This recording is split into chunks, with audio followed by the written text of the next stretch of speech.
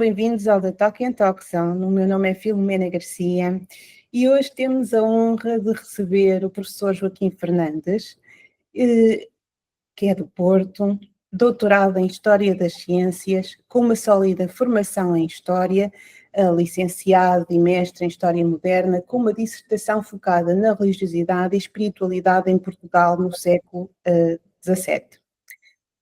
O professor Joaquim Fernandes é professor universitário, também cofundador do STEC, Centro Transdisciplinar de Estudos da Consciência, e coeditor da prestigiada revista Consciências. A sua área de atuação, sobretudo no meio académico, desenvolve-se em estudos e investigação pioneiras, como o imaginário extraterrestre na cultura portuguesa, não só pioneira em Portugal, mas também no âmbito da Europa.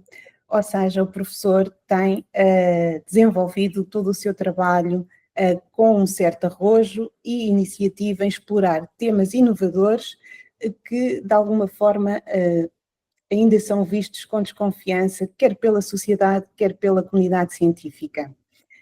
Atualmente coordena a nível internacional o Marian Project. É um projeto fascinante que investiga as dimensões culturais e científicas dos fenómenos religiosos e aparicionais, incluindo o emblemático caso de Fátima. Tem participado ativamente na organização e colaboração para eventos, congressos, conferências dedicados aos temas da consciência, nomeadamente a organização de congressos como as Fronteiras da Consciência da Universidade de Fernando Pessoa e a Ciência e Consciência levada a cabo também em colaboração com a Fundação Bial. O seu contributo para a cultura e conhecimento valeu-lhe uma biografia no Dicionário das Personalidades Portuenses para o século XX. Tem realmente uma carreira muito rica, muito preenchida. É uma grande honra tê-lo aqui connosco, professor Joaquim Fernandes. Seja bem-vindo ao The Talk and Talk Zone. Muito obrigado pelo seu convite. Espero, enfim, que a nossa conversa possa iluminar as consciências de muitos dos que nos ouvem e veem, não é? De facto, tendo em conta que os meus temas são aquilo que se designa por fora da caixa, ao conhecer Exato. da caixa.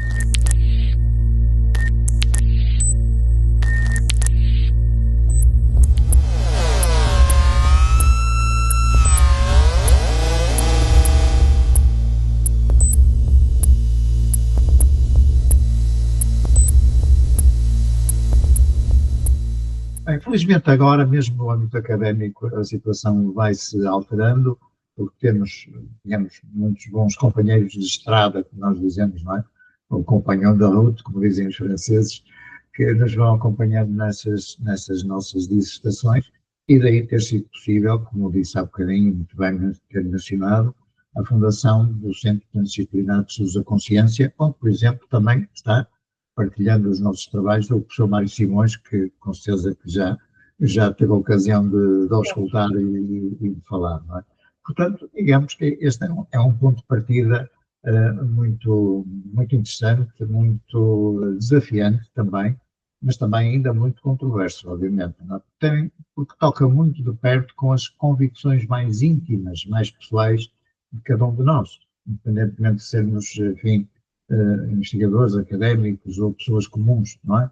E, portanto, a questão das crenças é um ponto central da nossa existência.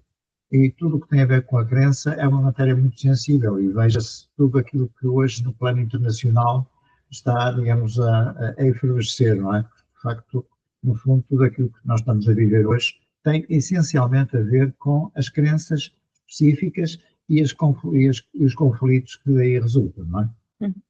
Muito obrigada, Sr. Professor. Agradecemos naturalmente a confiança de estar aqui connosco à conversa, mas antes de tudo gostaríamos de começar pela pergunta da praxe, digamos assim, como é que tudo começou? Ou seja, quando é que começou a florescer na sua vida o interesse por estas áreas, pese embora sejam áreas também muito multifacetadas, mas percebe-se realmente um denominador comum nas suas áreas de investigação que tem a ver com a dimensão do oculto, com os fenómenos ditos sobrenaturais, que têm tanto fascinantes como controversos, como bem disse ainda há pouco. Quando é que começou a surgir na sua vida realmente este interesse? Muito bem. Há sempre um ponto de partida, não é? Haverá sempre um ponto de chegada, mas o que nos interessa aqui é referir, e como bem assinalou, é o ponto de partida desta caminhada já, enfim, já mais de 40 anos, digamos assim. Foi, digamos, no finais da década de 70, na altura estava a trabalhar no Jornal de Notícias e estava a frequentar o curso de História na Faculdade de Letras da Universidade do Porto. Tudo isso depois evoluiu, enfim, no sentido académico, deixei o jornalismo e passei para a academia, não é? Mas foi nessa altura que começaram a falar-se muito assiduamente na imprensa de avistamentos de fenómenos OVNI, de objetos voadores não identificados.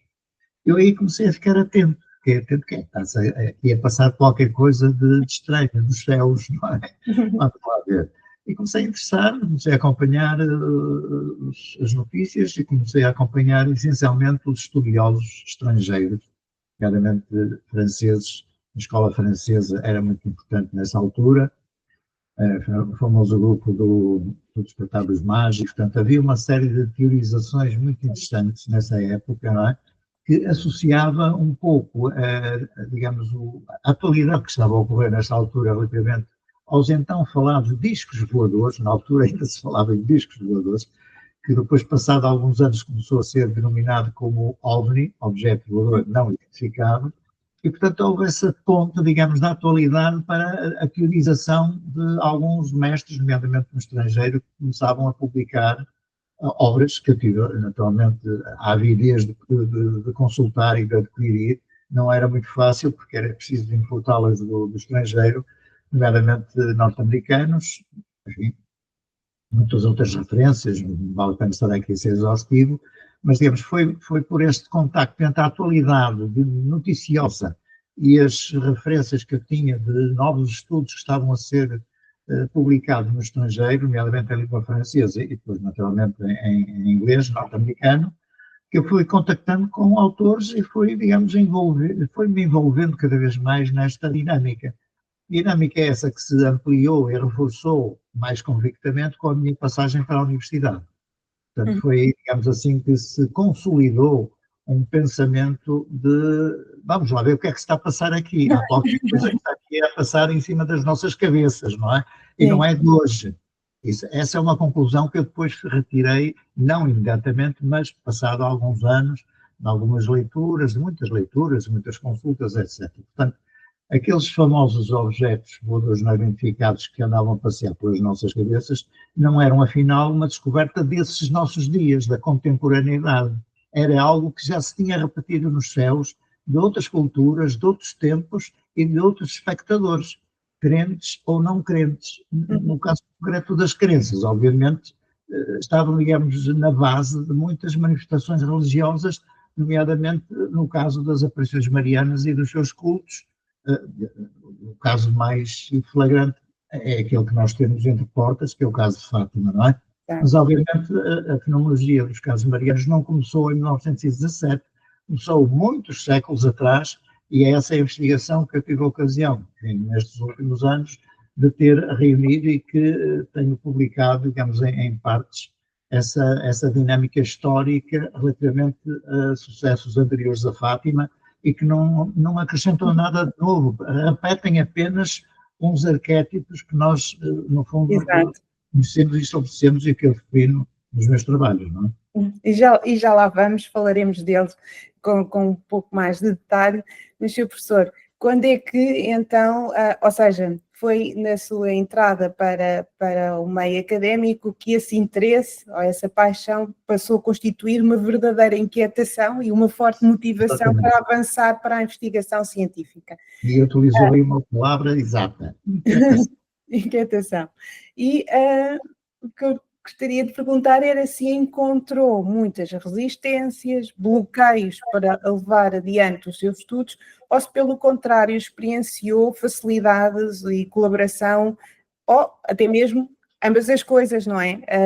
E gostaria de perguntar é que tipo de entraves, na eventualidade de terem existido, se apresentaram, e também quais foram as colaborações e as facilidades que lhe foram proporcionadas, se encontrou qualquer uma das duas, não é? Na sua caminhada. Dificuldades de apresentar e sustentar temáticas, digamos, como digo, mais controversas, mais heterodoxas, que aliás um dos meus livros é Heterodoxias para o século XXI, que também publiquei já há uns anos. Não tive grandes dificuldades, inclusive, por exemplo, quando eu decidi avançar para o mestrado em História Moderna, tomei por digamos, caso de estudo, a vida no interior dos conventos portugueses do século XVII, a vida religiosa conventual, as suas manifestações ascéticas, os sacrifícios, as suas manifestações místicas, não é? A oração profunda, os fenómenos paranormais associados a essas vivências, incluindo a famosa levitação, que é uma coisa muito extraordinária, mas que está perfeitamente documentado. Fenómenos de levitação por santos, mulheres e homens, que foram vistos e levados no ar, a partir de uma concentração muito profunda. No fundo, com paralelos que nós já conhecíamos de outras tradições, nomeadamente os hindus, não é? A tradição dos budas, enfim, está aqui uma série de cruzamentos que se manifestam também na nossa cultura religiosa do século XVII. E, portanto, eu quando apresentei essa minha proposta de análise a partir de uma obra do padre Jorge Cardoso, o Agiológico Lusitano, Agiológico quer dizer a vida de santos, vida de virtudes dos santos e santas, não é? Homens e mulheres, com um conjunto vastíssimo e riquíssimo de vivências desse plano, do plano do extraordinário. Portanto, digamos, situações em que não era apenas as pessoas a rezar ou orar ou fazer sacrifícios. Eram, de facto, fenómenos fantásticos, inclusive a chamada bilocação, pessoas que eram vistas em dois sítios ao mesmo tempo. São incrível. Os êxtases, não é? Enfim, as profecias, as tão famosas profecias, durante a Teresa de Jesus, que influenciaram as nossas monjas e os nossos monges também, e portanto há aqui uma dinâmica, digamos, interdisciplinar, não é?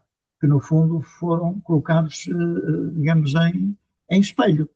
O que é que estamos aqui a viver? Aquilo que já foi vivido noutras eras, noutras épocas, noutras culturas, no âmbito ou não do catolicismo, no âmbito de outras confissões religiosas, e portanto houve aqui uma preocupação e uma possibilidade de eu fazer cruzamentos de informações de várias culturas, digamos, tudo encaminhando para uma mesma fenomenologia, independentemente de serem portugueses, serem hindus, serem maometanos, serem o que é que seja, não é? E, portanto, essa minha proposta de mestrado foi perfeitamente acolhida. A Faculdade de Letras da Universidade do Porto teve sempre uma vocação e uma história de uma certa abertura à inovação, porque de facto tivemos aqui grandes mestres, a nível do pensamento, a nível da filosofia, desde Leonardo Coimbra, por exemplo, que foi um dos grandes animadores daqui da primeira versão, primeira fase da Faculdade de Letras da Universidade do Porto, até outros contemporâneos, incluindo, com a devida ressalva e a homenagem, os meus orientadores. Sim. Um orientador que dissesse que concordava com a ideia e com o plano de estudos e de investigação, que não podia avançar para a investigação. Mas isso, felizmente, foi todo ultrapassado. Tive sempre grande acolhimento dos meus mestres e daí a possibilidade de ter avançado para esta primeira tese de mestrado. Depois, o doutoramento, enfim, regeu-se mais ou menos pelas mesmas normas. Eu tinha a ideia de pesquisar, obviamente não ia estudar marcianos, nem venusianos, não é? Ia estudar a ideia, digamos assim, do extraterrestre, a ideia do imaginário extraterrestre na nossa cultura, desde o fim da modernidade, ou seja, desde finais do século XVII até meados do século XIX.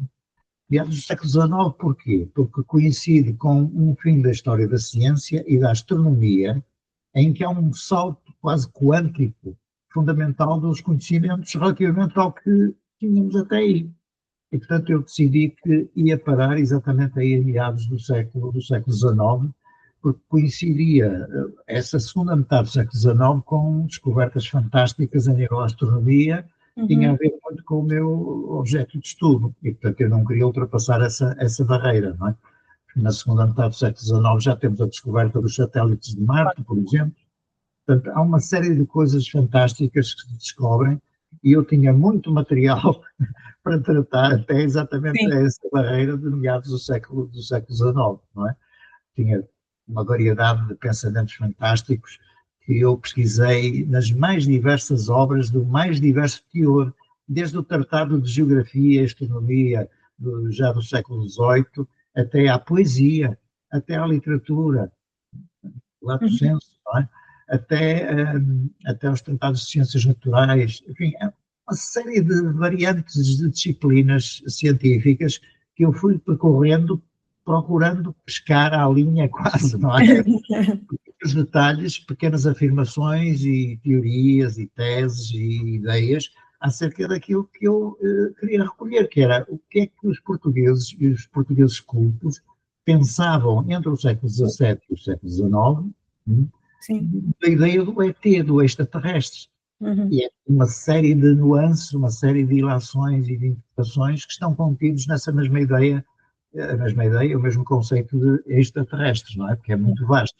Não é, obviamente, apenas a concepção de saber como é que é o extraterrestre, se é pequeno, se é alto, se é verde, se é azul, se tem braços, se tem pernas, etc. Não é?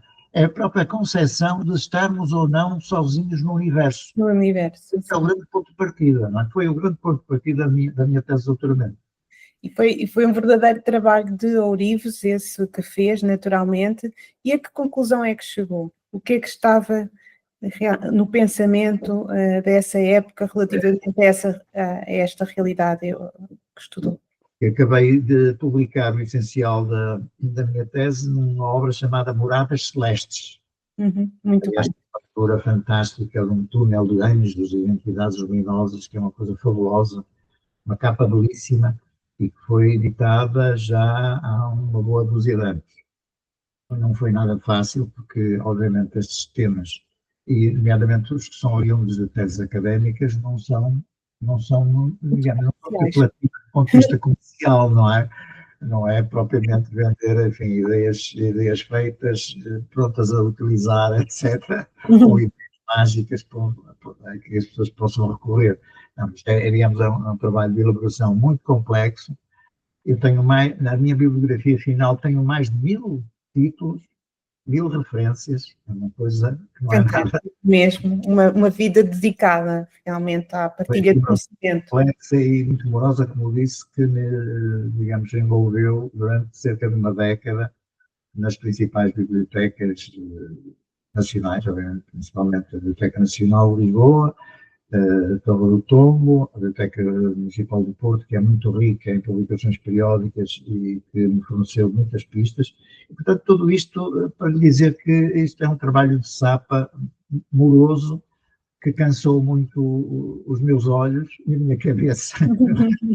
Iam-me inspirar muitas doses de poeira, mas eu acho que o saldo é extremamente positivo, porque fica qualquer coisa que nunca tinha sido feita até à data, que era a abordagem desta temática entre muros, não é? Porque eu tinha as referências de estrangeiro, porque é que não se há de fazer o mesmo aqui para Portugal? E daí ter sido exatamente a primeira abordagem europeia, dentro da área, digamos, da astronomia, das ciências da astronomia, que abordava esta temática do extraterrestre da maneira como nós, digamos, idealizamos e conceptualizamos ao longo desta época que eu Muito bem.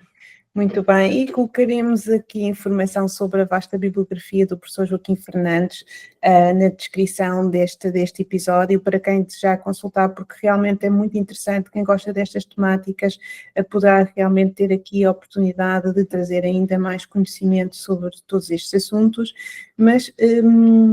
E falando dos livros que publicou, gostaria, e antes de entrar aqui nas aparições marianas, gostaria de falar sobre este último que está ainda aguardar lançamento muito em breve, não é? Daí à porta, daí à porta. Um país do outro mundo, portanto, que fala sobre a história dos primórdios do espiritismo em Portugal. Achei muito curioso, mas o professor esteve de facto a fazer uma investigação sobre a entrada, digamos assim, do espiritismo em Portugal. Para quem nos ouve, e provavelmente algumas pessoas não estão tão envolvidas com este tempo, com este tema, aliás, o senhor professor podia sucintamente falar-nos o que é como é que, onde é que surgiu o espiritismo, o que é o espiritismo em termos de princípios e da sua essência? O espiritismo, em termos correntes, os praticantes ou não praticantes reconhecem facilmente a ideia de que quando morremos há uma sobrevivência de uma alma, do espírito, etc., que pode andar a vogar, mais ou menos perdida, mais ou menos desorientada, mas que pode ser eventualmente contactada e pode produzir determinadas manifestações que podem ser apreendidas por chamados médiums, não é? Com capacidade de percepção extrasensorial, capacidades que, enfim, as pessoas ordinárias, normais, entre aspas, não conseguem desempenhar, mas que conseguem eventualmente, segundo as alegações desses grupos, entrar em contacto recíproco, não é? E, portanto, esse tipo de manifestações pode ser produzida por sinais, podem ser, enfim, sinais barulhentos com peças de mobília, chamados REPs, não é? Manifestações luminosas, chamada escrita automática, que foi um processo muito recorrente, e é um processo muito recorrente nas chamadas mensagens mediúnicas, incluindo o famoso anúncio do 13 de maio de 1917, antecipado em fevereiro desse ano por um grupo espírita em Lisboa, que eu, aliás, tive a ocasião de investigar e publicar num dos meus livros sobre Fátima, não é? Portanto, as manifestações, obviamente, espíritas não nascem em Portugal, vêm primariamente dos Estados Unidos, uma situação em que aparecem duas irmãs, as irmãs Fox, que começam a ter contactos com entidades barulhentas, não é? Que as perturbam. Rapidamente a imprensa toma conta desses acontecimentos e rapidamente esses acontecimentos chegam à Europa, maiormente a França, onde tem um primeiro porto de entrada. Países Baixos também acolhem essas informações, esses exemplos, mas é, digamos, através de França que Portugal vai beber, digamos assim, vai recolher os primeiros indicadores dessas manifestações espíritas.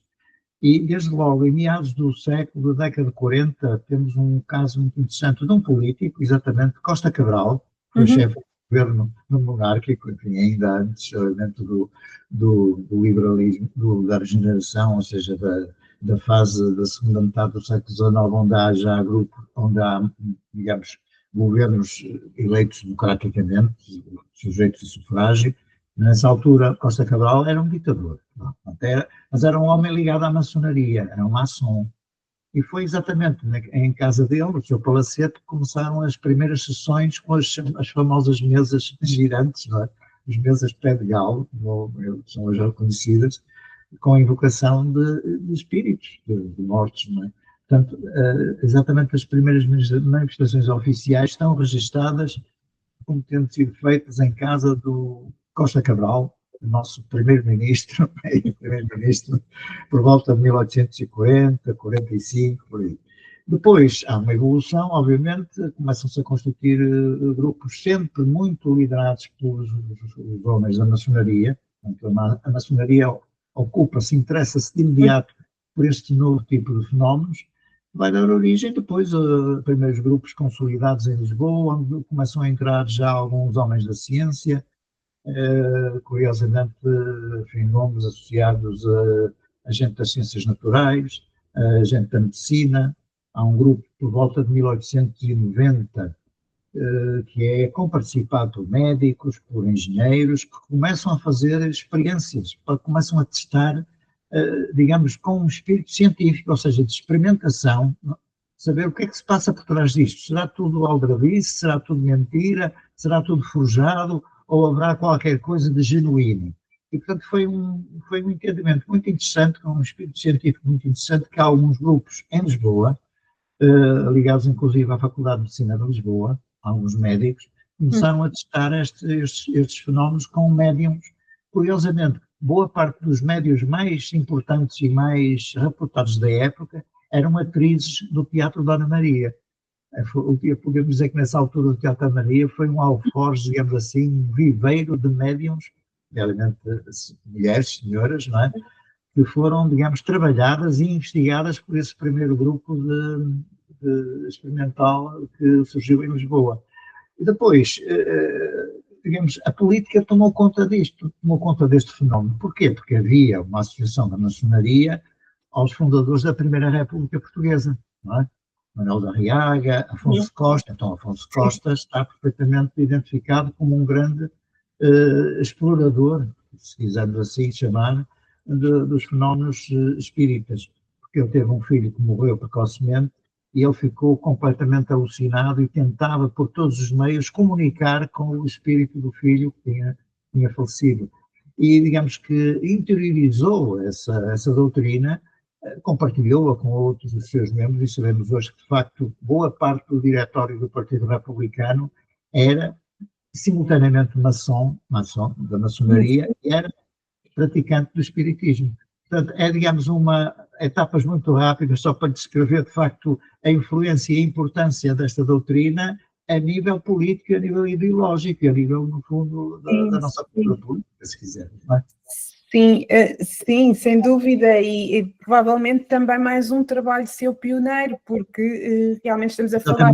Neste livro documento exatamente esses passos essenciais do que é que cada um pensava, inclusive, obviamente, nessa altura, finais do século XIX, temos um grupo de escritores e intelectuais muito importantes, que era chamado, corrente chamada Geração de Coimbra, que tinha vindo até aos finais do século XIX, chamados Vencidos da Vida, Ramalho Ortigão, Oliveira Martins, Essa de Queiroz. Essa de Queiroz participou em sessões espíritas em Paris, quando estava em Paris.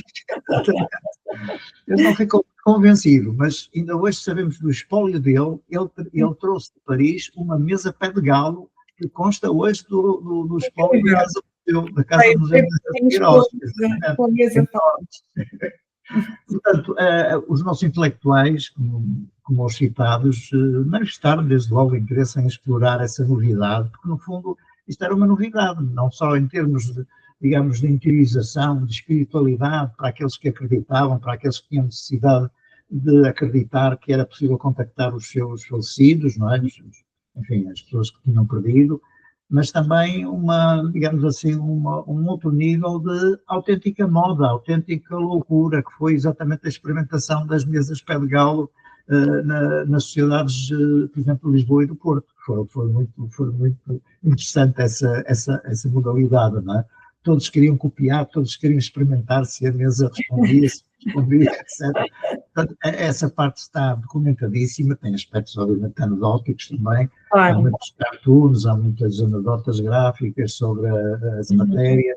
A intervenção nos jornais aqui do Porto e de Lisboa é fabulosa, portanto, há uma dialética de intervenção contra outros a favor, outros a fazer humor, outros a tender a ser mais sérios. Sobre a Igreja Católica. A Igreja Católica a zurzir em cima dos grupos espíritas e na doutrina espírita. Há aqui uma evolução, há um caldeirão de sentimentos e de sensações que é perfeitamente fantástico, e portanto que eu descrevo neste meu livro, que vai ser apresentado agora no próximo sábado, na Universidade de Fernando Pessoa. E vai com certeza muito entusiasmar os leitores que tiverem conhecimento. Não precisam de ser crentes nem descrentes, basta ter interesse pela cultura antropológica, antropologia cultural, história comparada das religiões, etc. Qualquer pessoa que se interesse pela evolução do pensamento humano tem aí um pasto enorme de factos e de fenómenos fantásticos. Muito bem.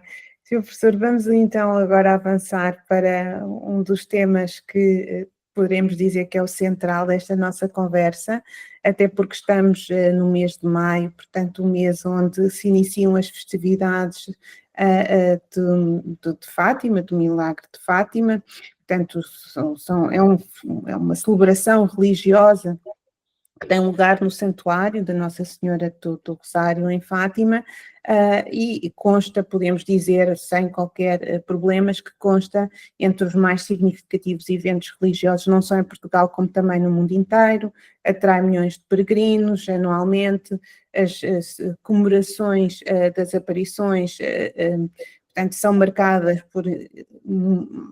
Não, pela fé, não é? Pela fé e pela devoção dos peregrinos, e tudo se deve, de facto, a uma aparição, ou várias aparições, que tiveram início a 12 e 13 de maio, até 12 e 13 de outubro de 1917, mas tudo teve início, de facto, de uma aparição da Virgem Maria, supostamente, não é? De acordo com a Igreja Católica, vai mencionar aos 3 pastorinhos em 1917.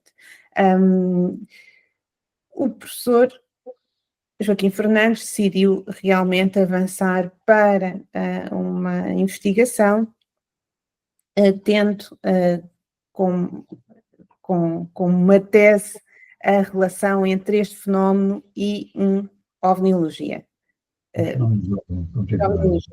Pronto, em primeiro lugar, gostaria de lhe perguntar pela dimensão que tem este fenómeno, que está intimamente relacionado com a fé e a religiosidade dos crentes, a sua decisão de avançar para esta investigação, ela foi uma decisão fácil ou também se permitiu uma reflexão para estar confiante, digamos assim, em enverdar por esta linha de entendimento ou de estudo? Uma investigação que foi iniciada, como disse, já na década de 70, por influência de leituras, obviamente, externas, nomeadamente francesas, de autores franceses, e nomeadamente um que me influenciou decisivamente. Refiro-me ao caso do Dr. Jacques Vallée, foi um autor, ainda vivo, está entre nós, está nos Estados Unidos, aliás, ele emigrou muito cedo para os Estados Unidos, e posso lhe dizer que a ele e a sua equipa que devemos a existência da internet hoje. Ele esteve na base da primeira internet militar, que era chamada ARPANET, e depois foi, enfim, civilizada, saiu fora digamos, dos cânones militares propriamente, porque era uma rede exclusivamente para informação militar. E depois deu o que deu, e que nos deu a possibilidade de estarmos hoje aqui a falar, não é? Exatamente. O Dr. Jacques Vallée é uma personalidade imensa, tremendamente importante, muito pouco conhecida, mas conhecida, enfim, obviamente, de um restrito número de cientistas. Sim. Que ele era especialista em informática, fez um doutoramento em informática, e fez parte dessa equipa que lançou as bases daquilo que é hoje a nossa internet civil, a internet militar. Dito isto, ele estudou exatamente o fenómeno das aparições marianas de Lourdes, de La Salette, portanto, no caso das maiores, digamos, maiores exemplos das aparições francesas, e começou desde logo a estabelecer correlações que eram ao nível do folclore, de aparições de outras entidades, das mitologias comparadas a nível europeu, a nível não europeu, a nível da Sul-América, por exemplo, das tradições celtas, por exemplo.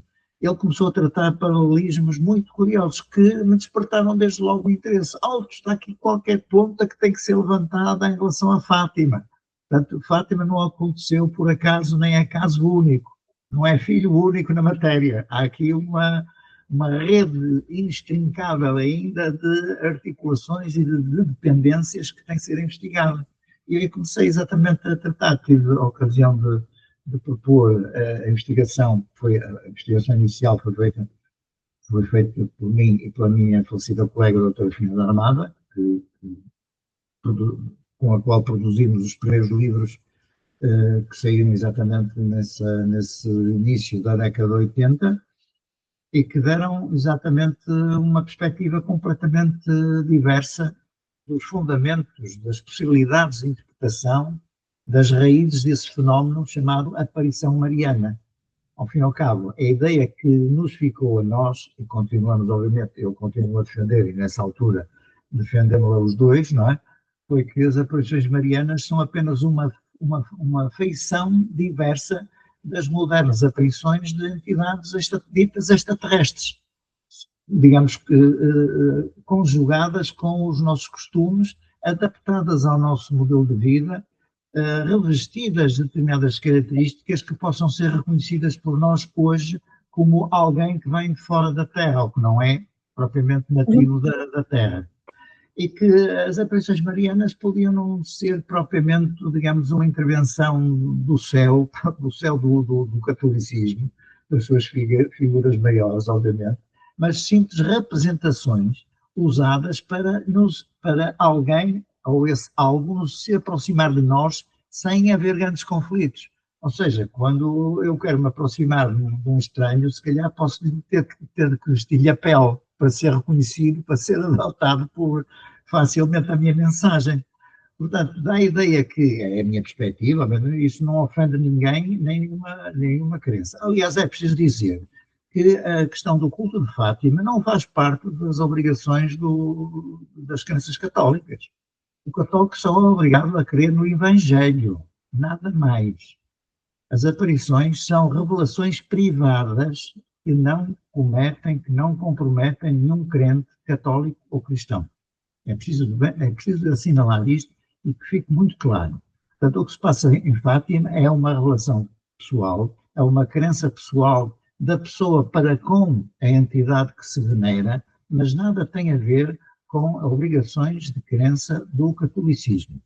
O catolicismo obriga apenas ao respeito do Evangelho de Nosso Senhor Jesus Cristo e nada mais. O resto são revelações privadas que não... Aliás, qualquer teólogo, os nossos teólogos portugueses, todos eles concordam com isto e são os primeiros a dizê-lo. Aliás, o primeiro teólogo católico a dizer isto, a experimentar isto, foi o cardeal Ratzinger, o Papa, não, o Papa Bento XVI, com uma tese fantástica que ele publicou no ano 2000, onde ele sustenta todas estas possibilidades e características. Ou seja, a interpretação da aparição depende do receptor, depende da informação do receptor, daquele que é, entre aspas, contactado, ou pretende ver qualquer coisa. Agora, a questão de Fátima é saber se este fenómeno é uma visão ou é uma aparição. Ou seja, se entendemos por aparição, podemos significar que é algo que ocorre no exterior do percipiente, do observador, das testemunhas, neste caso os pastorinhos, os 3 pastorinhos. Se entendermos como o cardeal Ratzinger entende, que é uma visão, passa-se apenas na consciência, na mente da criança, se quisermos assim, do testemunho, já que não é algo partilhado por a multidão que estaria à volta. Aliás, temos isso durante as aparições, não é? Em que começaram a aparecer pessoas, cada vez mais pessoas. Em outubro já tínhamos cerca de 40 mil, 50 mil pessoas que depois que testemunharam o famoso milagre solar, o fenómeno solar, obviamente não foi o sol que andou a dançar em cima das pessoas de Fátima, mas é preciso estabelecer esta noção. A ideia que fica é que se terá tratado de uma visão induzida por uma inteligência, chamamos assim, um psiquismo exterior aos videntes, diretamente na mente dos jovens, das crianças, com características que pudessem ser reconhecidas e adotadas depois para dar aso a um culto que foi lançado com sucesso, como sabemos, não é? Uhum. Com características sociopolíticas também muito próprias, a questão deste fenómeno ter ocorrido em plena Primeira Guerra, não é? Com o sofrimento dos nossos soldados, que estavam a combater nas trincheiras em França. Portanto, toda esta dinâmica da relação da fome, da guerra, etc., é o substrato, ou foi o substrato ideal para que as aparições tivessem sucesso, porque na opinião pública, digamos, começou a pairar a ideia que aquilo consistia, as aparições consistiam, ou tentavam traduzir uma mensagem que tinha muito a ver com a guerra. De facto, há algumas palavras que são associadas à guerra, mas é curioso que numa das aparições, creio que é em maio ou junho, segundo Lúcia, a senhora tinha dito que a guerra terminaria este ano 1917, o que não aconteceu. Portanto, houve aqui um lapso da senhora. Terminou, foi no ano seguinte, em 1918, como sabemos, não é? Portanto, esta questão é por si só muito complexa, digamos, tem aqui intervenções de psiquismos muito profundos, depois de leituras apologéticas, de aproveitamentos políticos.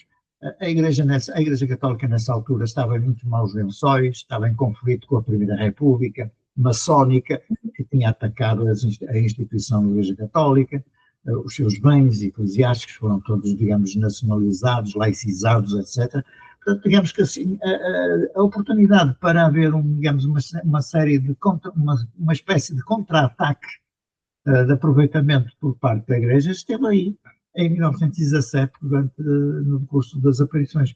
Portanto, isto obviamente comporta muitas ilações, muita investigação, comporta uma análise muito profunda que nós procuramos fazer de toda a bibliografia conhecida sobre Fátima, até mais ou menos ao início da década de 80, 1980, não é?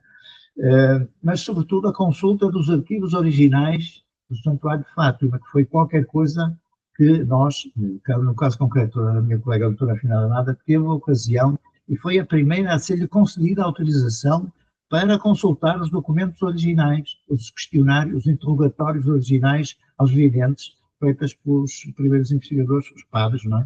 Que fizeram as primeiras investigações, nomeadamente o pároco de Fátima, o padre Manuel Marques, que é citado abundantemente nos nossos trabalhos, o Cónigo Formigão, que depois foi um segundo relance sobre Fátima, e mais intelectual, onde há evidentemente e nitidamente um aproveitamento, uma reconstrução da mensagem, há inclusive alterações que ele faz e induções nos interrogatórios que do ponto de vista da psicologia estão errados, por exemplo, quando ele pergunta aos videntes, o caso concreto à Lúcia, então onde é que tu viste Nossa Senhora?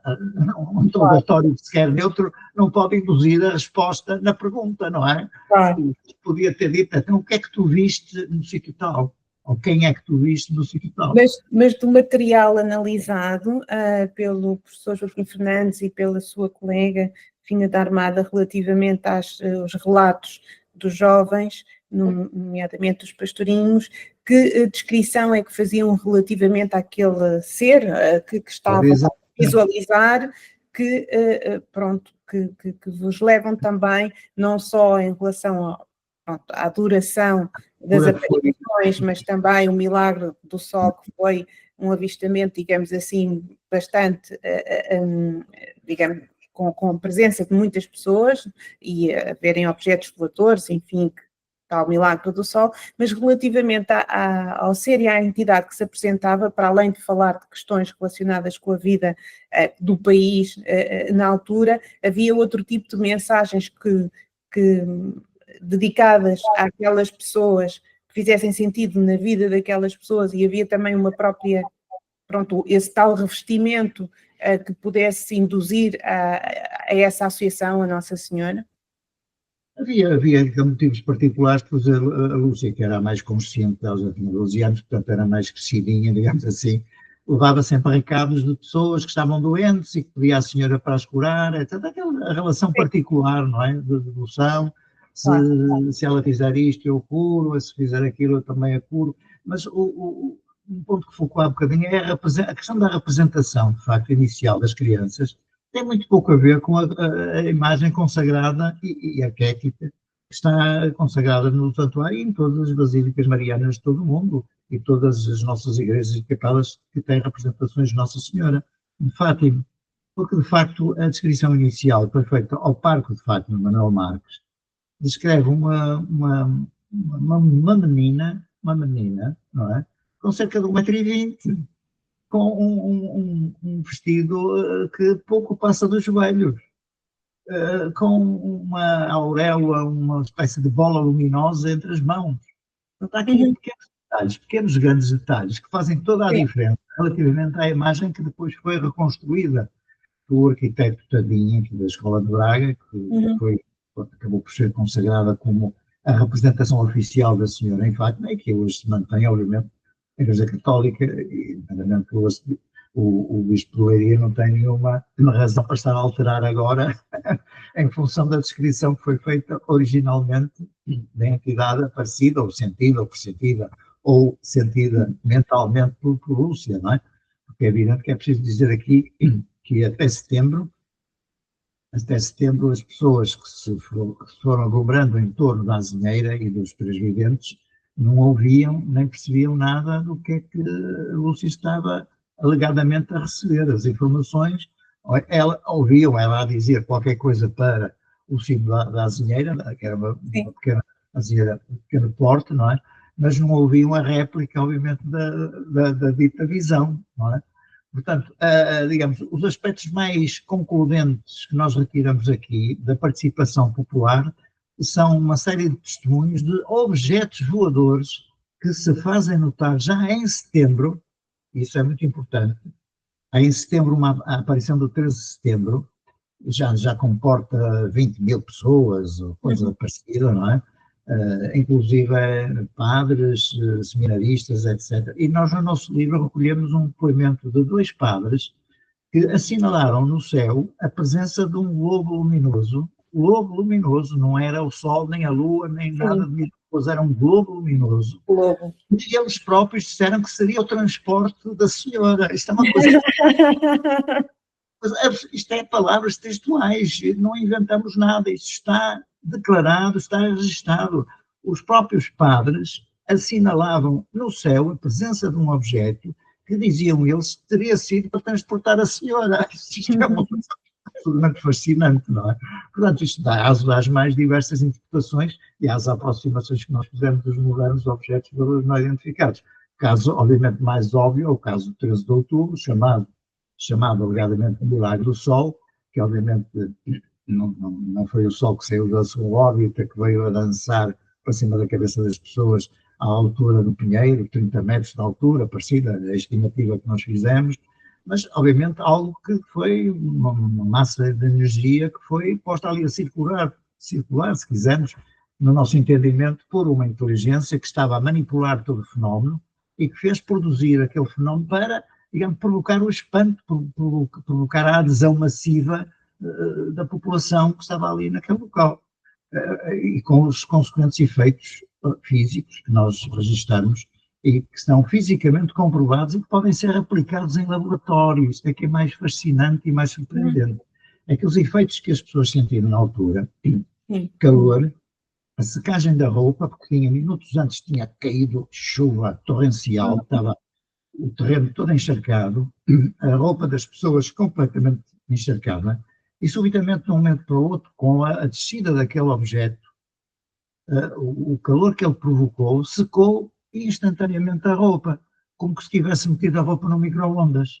Micro-ondas. Sim. Claro, aqui é que está a chave, não é? Micro-ondas, o que é que faz? A audição de micro-ondas provoca zumbido, e era isso que as pessoas ouviam, as pessoas que estavam mais próximas da azinheira e dos três videntes. Quando Lúcia dizia que a senhora lhe falava, repare, quando Lúcia dizia, a senhora estava a falar, ouvia um zumbido. E então havia uma evidência que, efetivamente, havia um contacto. As pessoas ouviam nitidamente. Ali, meia dúzia de testemunhos que nós recolhemos, diziam, não, eu ouvia o zumbido, parecia um moscardo dentro de um balde, dentro de uma tina, a fazer um certo eco. Portanto, nós determinamos que, em função do zumbido, estava ali uma fonte emissora de qualquer energia, não é? Sim, claro. Professor, para quem nos ouve, portanto, o tal zumbido no ouvido, não é? Que pode zumbido também acontecer a outras pessoas terem um zumbido no ouvido porque têm qualquer problema de saúde no ouvido, mas as pessoas que têm realmente experiência de contacto com entidades interdimensionais relatam, não é? Com esses fenómenos paranormais, terem esse sintoma essa percepção exatamente. Os zumbidos são semelhantes, exatamente. Poderá ser um ajuste de frequência eletromagnética, por estar próxima de um campo onde está a presença. Mas aqui a questão do zumbido é extremamente importante porque explica os 3 efeitos sucessivos e simultâneos que foram registrados no 13 de outubro de 1917. A secagem da roupa, é? O efeito de calor súbito e o efeito do zumbido. Portanto, 3 em 1, como se diz. Claro. 3 em 1. A mesma causa provocou os 3 efeitos subsequentes à manifestação dita solar do fenómeno que resultou. E isso acontece naturalmente, quem tem experiência de trabalho holístico com terapias energéticas sabe que são realmente, pronto, sintomas que acontecem quando se está presente de facto um campo com um eletromagnetismo diferente daquele que é do comum do ser humano, portanto... De todo modo, é preciso assinalar que é uma hipótese de trabalho, obviamente. Nós claro, não dizemos que isto é uma doutrina para... Não, mas são dados... Isto não é para substituir convicções nem nada que se pareça, porque obviamente as pessoas com a Fátima continuarão a ir até quando entenderem que a sua fé o exige e a sua convicção o exige. Aliás, eu já estive em Fátima várias vezes e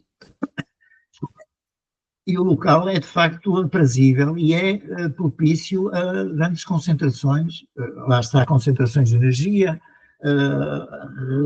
refazer a nossa energia. É um local realmente que propicia paz. Há uma série de condicionantes naquele local que, se calhar, não foi por acaso que essas inteligências que estão por trás do fenómeno digamos, planearam encontrar-se ali, não é? Portanto, há ali qualquer coisa. Aliás, há qualquer coisa, não. Historicamente, há aparições desde o século XV até 1917. Naquela zona nós inventariamos cerca de 7 ou 8 casos anteriores de ditas aparições marianas. Portanto, há uma tradição, há um filme genético, se quisermos, que se manifestou sempre naquele local, de contactos com outras, vamos imaginar, vou avançar o palavrão, outros portais dimensionais, não é? Bom, sem que isto me comprometa, porque eu usei esse jargão apenas em termos absolutamente provisórios. Mas, digamos que está na continuidade desta tradição que chega até 1917, não é? Portanto, aquilo que aconteceu nessa altura não é nada de inédito, não é nada de inovador. É apenas uma reatualização daquilo que, historicamente, se tinha verificado naquela região. Naturalmente. E também não conflitua com a fé e com a devoção, naturalmente, de cada um e na crença de cada um. Aliás, o fenómeno em si mesmo, presumindo essa proposta, não é, sustentada pelos dados que recolheu de ser uma consciência, vá lá, extraterrestre ou interdimensional, o fenómeno em si terá uma natureza religiosa ou de ligação com outros planos dimensionais. Porque projeta a ideia digamos, de um conhecimento, de uma manifestação de uma inteligência superior à nossa, que nos pode condicionar. E aí esse aspecto é que é importante, é o condicionamento. Todos são, obviamente, livres de aceitar ou não aceitar, de usar, digamos, usar a devoção conforme melhor entendam. Claro que nós sabemos que há, digamos, algum aproveitamento que não é assim muito eticamente, do ponto de vista religioso, enfim, aqueles sacrifícios dolorosos que as pessoas fazem, o automassacre, não é? Os sacrifícios sangrentos que ainda se verificam naquela passadeira de cimento. Isso a própria, creio que nem sequer faz parte, digamos, dos cânones atuais de qualquer apologia da Igreja Católica. O Papa Francisco, com certeza que não aceitaria muito esse tipo de gesto, não é? Porque significa pouco do ponto de vista da fé. Então, é uma espécie de automotivação que as pessoas entendem a fazer, tentando com isso apaziguar, se quisermos, ou obter algum benefício da entidade que veneram. Não me parece que seja por aí, não é? Mas, pronto, cada um tem a sua maneira. A sua forma de vivenciar. Agora é preciso que fique muito claro. As aparições marianas não constam da obrigatoriedade de qualquer católico, no sentido de ser, digamos, um preceito obrigatório, equivalente aos Evangelhos de Cristo, nada disso. Está perfeitamente posto de lado. É uma revelação privada que só diz respeito a quem digamos, o aceita e diz respeito, digamos, à manifestação íntima da pessoa. Nada de que vá contra essa não manifestação daquilo que hoje ocorre nas práticas de Fátima, conflitua com algum pecado mortal ou pecado venial, nada disso. Nada consta que seja obrigatório do ponto de vista, digamos, dos preceitos do decálogo legal que recomenda apenas a aceitação do Evangelho. Mais nada do que isso está perfeitamente digamos que sobre reservas, não é? Mas tendo em conta realmente todo o seu trabalho dedicado a estes temas e considerando esta visão, esta abordagem multidisciplinar, não é? Considerando, no caso aqui, a tríade de história, religião e a ufologia, para melhor compreensão destes fenómenos, o que eu gostaria de perguntar é, eu penso que já respondeu ao longo desta entrevista, este tipo de fenómenos que não são particulares do nosso país nem da Europa, portanto existem no planeta fora, independentemente das culturas e das tradições, é um convite para realmente abordar o entendimento e também o estudo destes fenómenos, utilizar este viés da multidisciplinaridade para também um maior esclarecimento do que está na base dos fenómenos. Os milagres, na realidade, são fenómenos raríssimos e podem ser extraordinários na vida de quem é beneficiado com esse tipo de experiência, mas tem uma causa, não é? Tem uma causa, tem uma... Todo efeito tem a sua causa, por mais e incompreensível que ele seja, não é? E mais inefável, como se diz, em matéria religiosa, coisa que nós, não, enquanto humanos relativos e finitos, não podemos perceber, não é? Agora, uma coisa é certa, a minha análise histórica que tenho feito, digamos, dos antecedentes do fenómeno mariano, eu já pus isso por escrito, proximamente penso que terei a oportunidade, e de alguma maneira no livro que eu publiquei, As Outras Fátimas, já faço um esboço dessa anterioridade, dessas fontes anteriores. O exame que eu fiz das tradições marianas, desde o século XII, mais ou menos, até ao século XVIII, numa obra monumental chamada O Santuário Mariano, de um padre, do Frei Agostinho de Santa Maria, que são apenas 12 grossíssimos volumes, é que tem informações de todo o culto, toda a veneração, todo o oráculo relativo às aparições, à senhora disto, senhora daquilo, em função das localidades, não é? A tradição vastíssima, centenas e centenas de invocações marianas que existem em Portugal. Uma coisa é certa, há uma relação evidente com a natureza. O fenómeno aparicional dito mariano tem uma relação óbvia com a natureza, sobretudo com fontes, cursos de água, grandes massas rochosas, granito, sobretudo com grandes incorporações de quartzo, cristal quartzo, e árvores. A parte da componente vegetal dominante aí são os carvalhos ou as oliveiras. Portanto, a oliveira, que é da família do puerco, não é?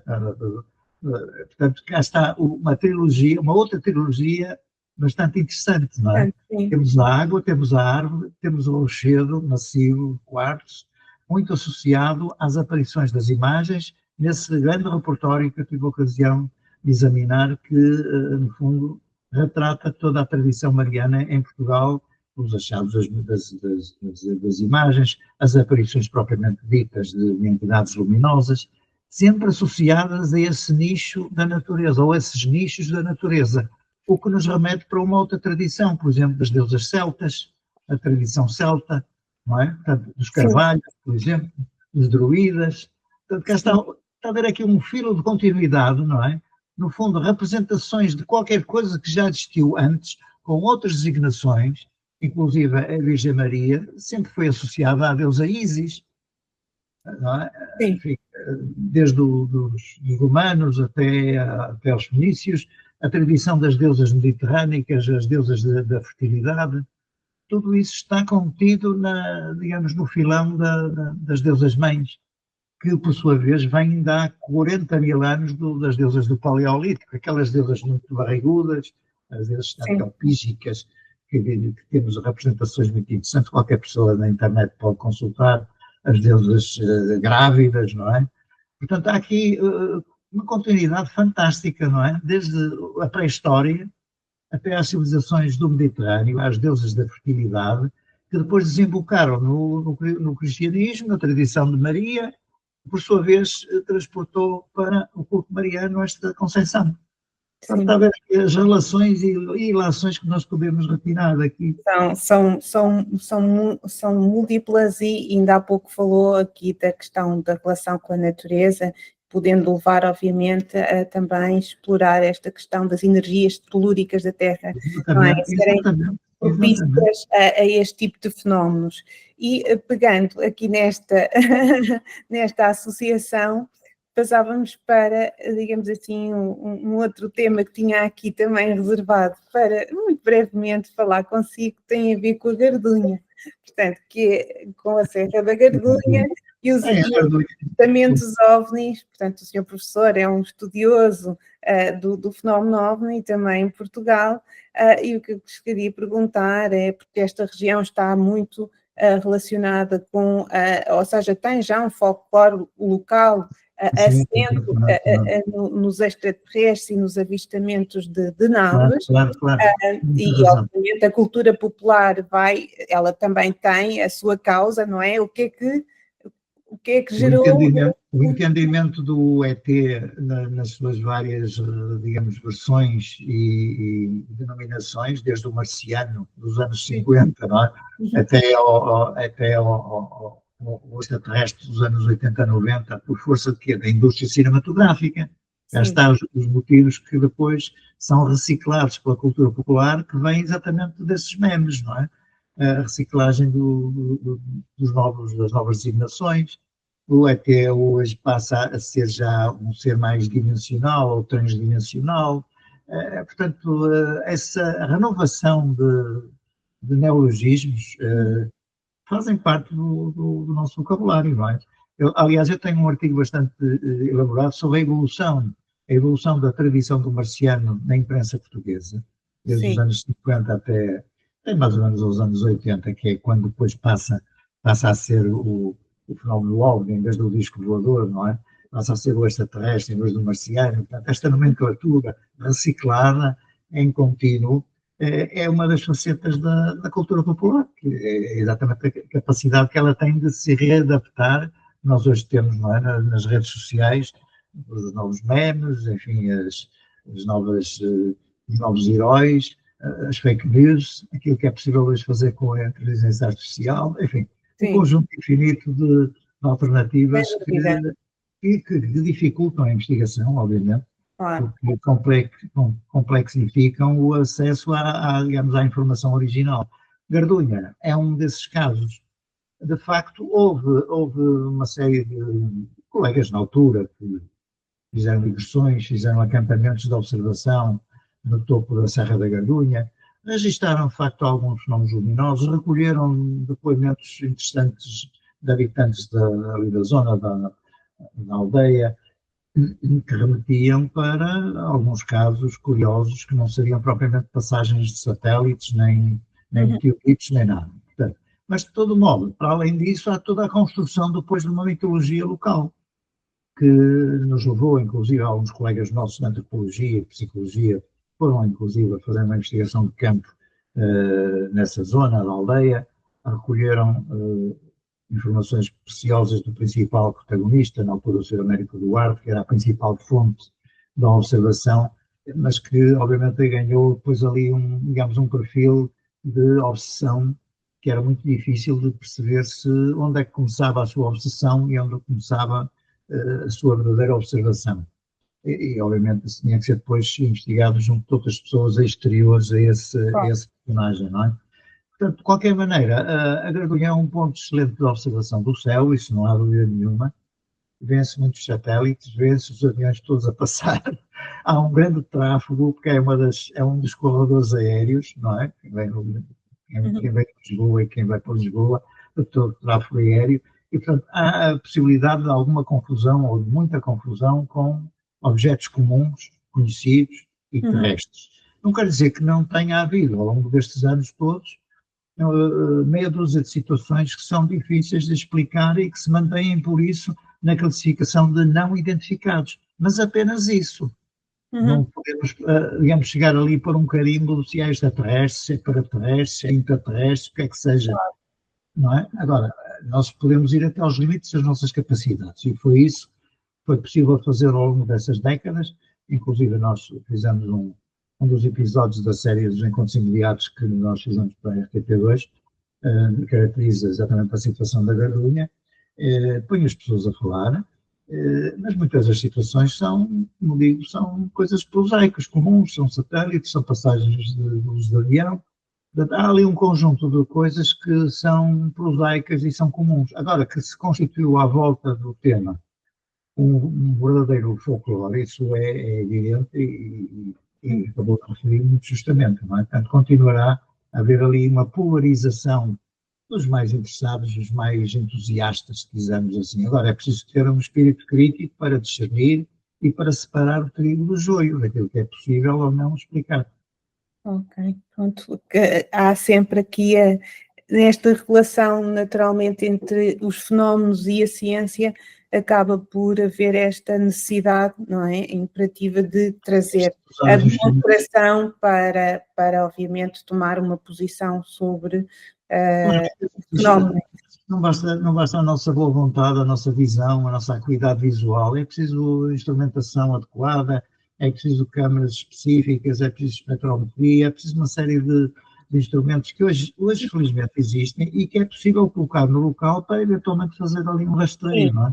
Mas também em relação a esse fenómeno, e eu vou acompanhando de alguma forma também, há pouco tempo, mas do que compreendo o fenómeno, há uma relação entre a ovniologia e a mediunidade, portanto, os tais estados ampliados de consciência. O que poderá pressupor também que duas pessoas no mesmo local olhar exatamente para o mesmo sítio, uma possa possa estar a ver, não ter acesso à mesma informação. Não tem acesso à mesma informação, claro. por qualquer razão. E aí, obviamente, a comprovação acaba por não ser possível e até eventualmente causar mais perturbação à investigação do que propriamente o entendimento do fenómeno.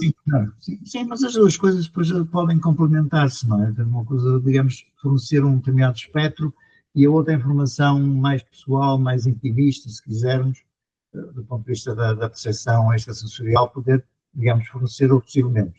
Agora, uma coisa que disse muito bem, a questão da percepção, a capacidade de percepção extrasensorial, que tem o seu limite de validade, eu chamo a atenção exatamente para a questão das idades das crianças de Fátima e das aparições marianas de um modo geral. O que é que nós temos enquanto recipientes, enquanto receptores? Nós temos um nível etário muito semelhante, que vai desde os 7, ou 6, 7, 8, 9, 10, 11 anos. No fundo, o limite mais velho era a Lúcia, no caso de Fátima, mas temos ali uma franja, uma faixa muito específica, onde as capacidades extrasensorial estão no seu auge. Depois, pela enculturação, pela educação, pela escola, essas capacidades acabam por se diluir. E, portanto, é mais um aspecto para o qual eu gostaria de chamar a atenção. Exatamente. Portanto, ou seja, o fenómeno acaba por, aqui, a questão religiosa, a questão, obviamente, do contacto com seres de outras dimensões que não a Terra, e a questão das faculdades, não é? Das faculdades mediúnicas que todos nós, em princípio, temos, mas uns em determinada fase da vida estarão mais, digamos assim, mais evoluídas, mais capazes. A habilitação para o uso dessas faculdades poderá ser maior, ou pessoas, por alguma razão, ou genética, ou até mesmo da sua própria prática religiosa, terem essa mediunidade ou essa capacidade de visão.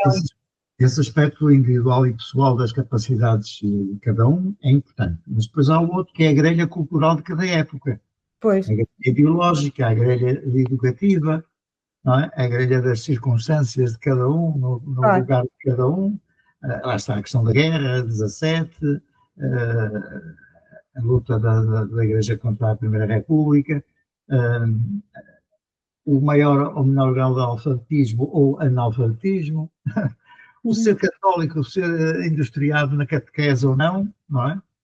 Se estivéssemos ali, imagine se era possível colocar ali um hindu, um maometano, um islâmico e um católico a percepcionar a mesma coisa. Cada um faria a sua leitura diversa em função da grelha de conhecimentos inculturados na sua educação, seja a nível da educação religiosa, seja a nível da educação em casa, no contexto político de cada época. Obviamente, um muçulmano não tenderá a ver, no caso concreto, não tenderia a ver a Virgem Maria, tenderia a ver Maomé, ou a filha Fátima, curiosamente, que também era Fátima. Se pressupormos que as comunicações que são feitas são através de frequências que depois são interpretadas ou traduzidas através do cérebro humano, através do cérebro humano, cada um fará aquilo que cabe no seu momento. O estímulo pode ser único, depois o problema é a tradução interior da percepção. Em função daquilo que ela está feita, de que ela foi construída, industriada, enculturada, do ponto de vista, digamos, profano ou religioso, depois vai resultar numa Virgem Maria, vai resultar num Maomé, ou num Buda, ou o que é que seja. Ou num animal de poder, ou numa fada, enfim. Num mandala qualquer complexo. Exatamente. Curativa até, não é? O importante é provavelmente a mensagem que é pretendida. Enfim, estes são temas absolutamente fascinantes. Eu estou certa que podemos... Parece que já chegamos um bocadinho... Parece que já chegamos. Eu só gostaria de colocar-lhe aqui esta questão, professor, que tendo em conta a sua vasta obra, a sua vocação inquestionável para o insólito, a sua mente inquisitiva e o seu compromisso com a investigação rigorosa, eu gostaria de lhe perguntar qual é o próximo tema que poderemos contar com num trabalho seu. Eu desafiaria exatamente a questão deste livro que eu agora publiquei, que está agora a sair, da história do espiritismo em Portugal, porque de facto é muito rico. Ele é muito rico, muito vasto, não é? Portanto, podemos eventualmente, a partir daí, conversar, se houver interesse da sua plateia. Eu suponho que é uma vasta plateia e diversificada plateia, não é? Esperemos que sim, então estamos a crescer, porque este projeto se houver alguma manifestação de interesse nesse sentido, conte comigo, com certeza. Muito obrigada, e está então prometida aqui uma próxima conversa para depois do lançamento, porque realmente tem muitos dados curiosos e penso que é sempre interessante. Também falar dos Apocalipses, a tradição dos Apocalipses na nossa história, que eu publiquei no livro há 4 anos, exatamente chamado Apocalipse, não é? Ok, sim. Depois fornecer-lhe aí os dados. Sim. Primeiro conseguirá com certeza a republicar as capas em melhores condições. Mas há muitas temáticas dentro destes conceitos aquilo que o meu amigo Miguel Real, que é um conhecido escritor e que uma ou outra vez tem feito alguns prefácios para obras minhas, diz que é o campo do interdito. Eu abordo o interdito, aquele que não é dito, ou é pouco dito, ou inaudito, chamado inaudito, que é aquilo que não é dito, ou correntemente não admissível que seja dito. Isso tem a ver, obviamente, com a escola, com a nossa cultura, porque, obviamente, a escola não fornece pistas para nos interessarmos por estas problemáticas que são problemáticas paralelas, não é? Temos a questão também dos pré-descobrimentos portugueses, que eu tratei num romance histórico, Cavaleiro da Ilha do Corvo, por exemplo, que penso que este ano vai ser reeditado, e que é um desafio à ideia genérica da nossa interioridade total no Atlântico, não é? Sim. Mas parece que tenha sido tão bem assim, não é? Mas isso, pronto, são aspectos muito sensíveis que tocam com os Lusíadas e uma série de cânones que estão enraizados no nosso ensino, não é? Mas são investigações que eu peguei, que vêm da antiguidade, sobre a possibilidade de conhecimentos marítimos anteriores aos portugueses e que os portugueses também aproveitaram, de certo modo. Não retiro uma vírgula à importância da nossa campanha de descobrimentos, da NOTS. Sem dúvida, sem dúvida. Haver um conhecimento prévio que os portugueses, de algum modo, retomaram, isso é perfeitamente natural. Assim como houve outras civilizações nas Américas que tiveram esplendores notáveis, não é? E que depois só foram redescobertos com a chegada dos espanhóis. Há uma série de, digamos, de desafios ainda do conhecimento histórico que não estão nada definitivos nem consolidados. Nem podem estar. Eu penso que essa é uma das características da própria ciência, apesar de haver uma tem que ser e a história estando incluindo, digamos, num ramo científico, um conhecimento que é estabelecido em base de factos verificáveis, comprovados, documentados, comparados, etc., tem que estar aberto a estas novas possibilidades. Sem dúvida. Se bem que existe uma proteção, também é compreensível a proteção que se queira fazer, porque vai muito contra, digamos assim, as teorias vigentes de há muito tempo. Os ritos nacionais que são muito importantes, não é? Claro, com o sistema de crenças, não é? Os argumentos essenciais da pátria, etc., etc. Mas são perfeitamente discutíveis. Claro. Há pessoas que não gostam muito. Isso eu já senti na pele, já senti na pele e sei como é que essas pessoas, esses grupos se manifestam. Mas há uma outra arqueologia, se quisermos, mais liberta desses preconceitos, que não tem problemas nenhuns em examinar essas pistas, não é? A possibilidade de existência de navegações. Nós temos conhecimento documentado. Aliás, isso está descrito, inclusive. Uma viagem de circunvolução da África, ao contrário, imagina, a nossa viagem do Vasco da Gama foi do oeste para leste, mas há uma documentada no século VI ou VIII antes de Cristo, tempo dos egípcios, que é exatamente ao contrário, de leste passa no Cabo da Boa Esperança e entra no Atlântico, ou seja, passa do Índico para o Atlântico. Está perfeita a viagem do Necau, era um grande navegador de um faraó egípcio. Incrível. Há muita informação que não está devidamente explorada, os mapas do Piri Reis que são falados. Exatamente, Piri Reis, enfim, há muitas pontas soltas ainda para... Isto daria para não sei quantos programas, senão mas não queremos obviamente saturar os seus não, fiéis. Com certeza que não, temos tempo para mais. Para um bocadinho de interesse e curiosidade para outras pontas soltas, não é? Para outras pontas soltas, parece importante. Exato. Sem dó, é preciso importante sublinhar, estas coisas não podem ser afirmadas como se fosse uma verdade religiosa, intocável, inultrapassável, etc, etc. O conhecimento é sempre reciclável. Os futuros, se lá chegarmos no século 30 ou qualquer coisa, vão se rir das nossas convicções. Não é? Sem dúvida. À luz desses conhecimentos futuros que se imaginam, o futuro, se isto, entretanto, não der tudo para torto, não é? Se houver um futuro plausível para outro conhecimento, esse conhecimento vai se sorrir das nossas certezas. Claro. Pelo menos sorrir, para nos rir, não há as gargalhadas, algumas coisas. Claro. Senhor professor, considerações finais, quem quiser estar em contato com a sua obra, vamos deixar aqui a lista completa, tem um livro já... É a minha página do Facebook, fácil, Miguel Fernandes Historiador, não é fácil.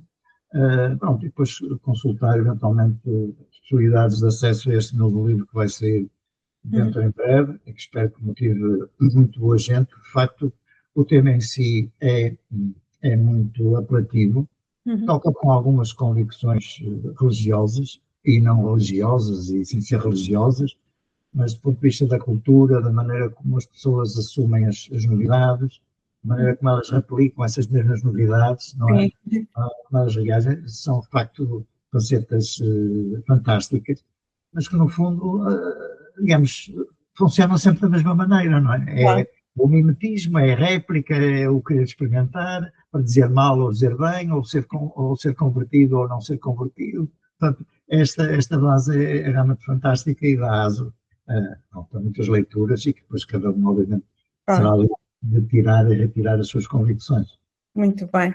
Senhor professor, muito obrigada. Foi uma conversa deliciosa, percorremos aqui vários temas muito interessantes, fascinantes, controversos também. Espero que tenha aguçado aqui realmente do interesse de quem nos ouve, por isso, para além de lhe agradecer, resta também agradecer a quem esteve connosco, que vai estar connosco a ouvir este conteúdo. Se gostaram, também sinalizem com o vosso sincero like, partilhem, comentem. Se tiverem alguma dúvida, eu posso chegar a quem realmente esteve aqui a falar, com certeza poderá esclarecer.